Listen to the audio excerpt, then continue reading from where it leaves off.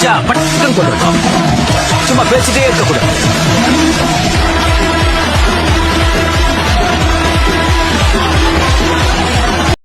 இளமைக்கு நீ வேலைக்காரனாக இருந்தால் முதுமைக்கு நீ எஜமானனாக இருக்கலாம். இளமையிலேயே நீ எஜமானனாக இருக்க வேண்டும் என்று நினைத்தால் முதுமையிலே வேலைக்காரனாகத்தான் இருக்க முடியும்.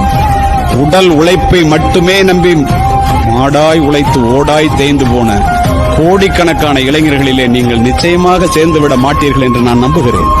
ஏனென்றால் நீங்கள் வந்து அமர்ந்திருக்கின்ற இடம் அப்படிப்பட்ட இடம். Leaders are readers.